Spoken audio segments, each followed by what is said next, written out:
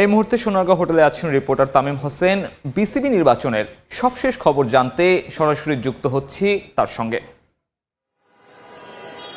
তামিম, নানা অনিশ্চয়তা, সংকট এবং নানা আলোচনার পর অবশেষে অনুষ্ঠিত হচ্ছে বাংলাদেশ ক্রিকেট বোর্ডের নির্বাচন এবং এই নির্বাচন কিন্তু আসলে বিকাল 4টা পর্যন্ত আসলে ভোট গ্রহণ চলবে।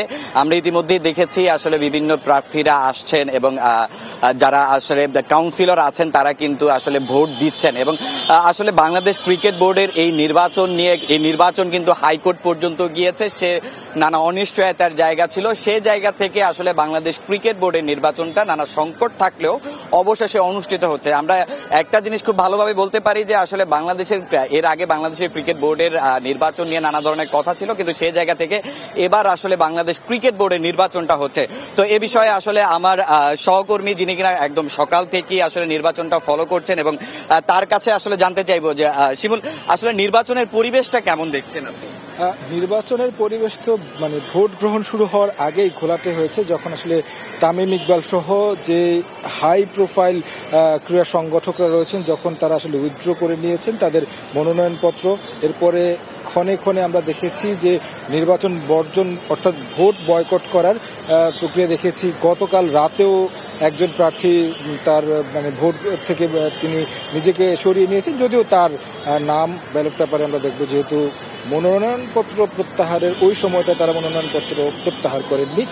এই বিষয়গুলো ছাড়া এখন পর্যন্ত যদি ভোটের পরিস্থিতির কথা বলি তাহলে আসলে বলা চলে যে 191 জন ভোটারের মধ্য থেকে যদি আমি আসলে 48 জনকে বাদ দেই, অর্থাৎ 48 জন এই কারণে বলছি, তামিম ইকবালের প্যানেল যেটি রয়েছে ক্লাব ক্যাটাগরিতে, যেটি আসলে মূলত ক্যাটাগরি 2, সেই ক্যাটাগরির যারা আসলে মনোনয়ন প্রত্যাহার করে নিয়েছে তারা একটা সংবাদ সম্মেলন করে 48 ক্লাবকে একত্রিত করে সংবাদ সম্মেলনটা করে আসলে নির্বাচন থেকে সরে দাঁড়িয়েছেন। বলেছেন ওই 48 জনকে যদি বাদ দেওয়া হয় তাহলে দেখা যায় যে মোট ভোটারের সংখ্যা থেকে 143 জনের মতো ভোটার থাকে।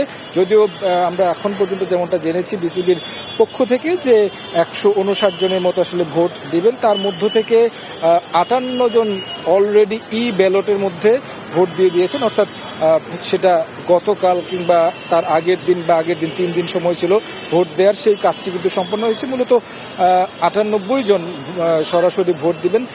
এই ভোটটা মূলত বড় প্রতিদ্বন্দ্বিতার জায়গাটা যেটা আমার কাছে এখন পর্যন্ত মনে হয় সেটা হচ্ছে ক্যাটাগরি 3 থেকে, যেখানে দেবব্রত পাল যিনি প্রথম শ্রেণীর ক্রিকেটার এবং সাবেক ক্যাপ্টেন খালেদ মাসুদ পাইলট, তারা প্রতিদ্বন্দ্বিতা করছেন। বিভিন্ন ক্রীড়া সংস্থাগুলো রয়েছে, সেই সংস্থাগুলো ভোট দেন, বিশ্ববিদ্যালয়গুলো ভোট দেন। সেই জায়গায় জাতীয় দলের সাবেক অধিনায়ক কোটা এবং ক্রিকেটার কোটায় যারা রয়েছেন সেখান থেকে প্রায় 15 জনের মতো ভোটার থাকেন, 20 জনের মতো ভোটার থাকেন সাবেক অধিনায়ক এবং ক্রিকেটার মিলিয়ে, তারা আসলে এই ক্যাটাগরিতে ভোট দিচ্ছেন। তবে ক্যাটাগরি 1 এবং 2 সেই জায়গায় কিছুটা কম দেখা যাচ্ছে ভোটার উপস্থিতি। হেভিওয়েট প্রার্থীদের দেখেছেন কিনা? সকালতেই তো যেহেতু আপনি এখানে আছেন, আসলে হেভিওয়েট প্রার্থী আমরা দেখেছিলাম যে বুলবুল ভাই এসেছেন, এছাড়া আসলে আর কাউকে আপনি দেখেছেন কিনা? এই নির্বাচনে এখন পর্যন্ত যদি হেভিওয়েট প্রার্থীর কথা বলি সেক্ষেত্রে নিশ্চয়ই আমিনুল ইসলাম বুলবুল, নাজমুল আবেদিন ফাহিম যিনি এখন বোর্ডে রয়েছেন, ফারুক আহমেদ সাবেক সভাপতি ছিলেন, খালেদ মাসুদ পাইলটের কথা বলতে হয়, তিনি এর আগেও নির্বাচন করেছেন কিন্তু আসলে জয়ী হতে পারেননি। এবার তার অবস্থা দেখা যাচ্ছে ভালো ওর দিকে। বাকি যারা হেভিওয়েট ছিলেন তারা অনেকেই প্রত্যাহার করে নিয়েছেন, তবে বুলবুল তিনি ভোট প্রদান করেছেন এবং তিনি আসলে বলছিলেন যেটা তিনি আসলে এই ভোটের মাঠে নতুন, কারণ তিনি এখন সভাপতি হিসেবে দায়িত্বে এসেছেন। মূলত হচ্ছে এনএসসির যে পরিচালক কোটা রয়েছে 2টি, সেই কোটার মাধ্যমে তিনি এসেছেন, কিন্তু ভোটের মাঠে এই যে পরিবেশটা এটা তার কাছে একেবারে নতুন লাগছে। তিনি বলছিলেন রোমাঞ্চ অনুভব করছেন, পাশাপাশি পরিবেশটা ভালো দেখছেন। সাবেক ক্রিকেটার যারা আছেন এখন পর্যন্ত ভোটের মাঠে তারা আসছেন, এই বিষয়গুলো নিয়ে তিনি আসলে এখন পর্যন্ত বলছেন যে পরিবেশটা সুষ্ঠু রয়েছে। আর যদি বলি যে সাবেক ক্রিকেটারদের মাঝে আমরা দেখেছি সাবেক প্রধান নির্বাচক তিনি আসলে ভোট প্রদান করেছেন, তাকে আসলে দেখেছি হেভিওয়েট প্রার্থীদের মধ্য থেকে এখন পর্যন্ত ফারুক আহমেদকে আমরা দেখে নিয়ে আসছি। তিনি হয়তো বা কিছুক্ষণ পরে আসবেন, 4টা পর্যন্ত যেহেতু সময় রয়েছে। শিমুল, আরেকটা বিষয় যেটা হচ্ছে যে তামিম ইকবালরা সহ সবাই কিন্তু আসলে মনোনয়ন প্রত্যাহার করেছেন, কিন্তু তারা যেই কারণে প্রত্যাহার করেছেন তার সেই 15টা ক্লাবের বৈধতা কিন্তু পরবর্তীতে এসেছে। তো সেক্ষেত্রে আপনার কি মনে হয় না যে আসলে আপনার কি মনে হয় যে তামিম ইকবালরা কি আসলে ভুল সিদ্ধান্ত নিলেন, বা অন্য কোনো বিষয়ে তারা থাকলে হয়তো বা নির্বাচনটা আরো পরিবেশটা আরো সুন্দর হতো কিনা?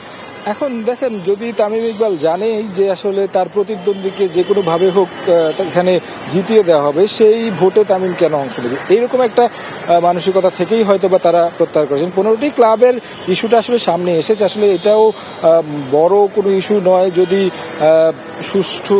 সুষ্ঠু বলছি এই অর্থে তারা যে অভিযোগগুলো করছেন এই জায়গাগুলো যদি না থাকতো তাহলে হয়তো বা তারা অংশ নিতেন। তবে ভুল কি সঠিক সেটা আসলে তার ব্যক্তিগত সিদ্ধান্ত, তার সিদ্ধান্তকে সবাই আসলে সম্মান জানাবেই। কিন্তু নির্বাচনটা আসলে আমরা ক্রিকেট বোর্ডের বা বাংলাদেশ ক্রিকেট বোর্ডকে আসলে আমরা যেভাবে দেখি, সেই জায়গা থেকে আসলে সবার অংশগ্রহণ, অর্থাৎ অন্তত 5 আগস্ট পরবর্তী যেই নতুন বাংলাদেশকে আমরা দেখতে চেয়েছিলাম, অংশগ্রহণমূলক একটা নির্বাচন হবে, সেটা সব ক্ষেত্রে জাতীয় নির্বাচন বলি কিংবা এই ক্রিকেট বোর্ড কিন্তু এটা সারা বাংলাদেশের ক্রিকেট সমর্থকদের প্রতিনিধিত্ব করে। তো এই জায়গায় কিন্তু অংশগ্রহণটা থাকলো না একটা পক্ষ চলে যাওয়ার কারণে। আসলে কথা বলছিলাম বিসিবির যে নির্বাচন, আলোচিত বিসিবি নির্বাচন নিয়ে আমার সহকর্মী আসলে তিনি জানাচ্ছিলেন যে আসলে বাংলাদেশ ক্রিকেট বোর্ডের যে নির্বাচনী পরিবেশ সেটা কেমন ছিল। তো এই ছিল আমার কাছে বিসিবি নির্বাচন নিয়ে সবশেষ তথ্য। সহকর্মী তামিম হোসেন এবং তারেক হাসান যুক্ত হয়েছিলেন, জানাচ্ছিলেন বিসিবি নির্বাচনের সবশেষ খবর।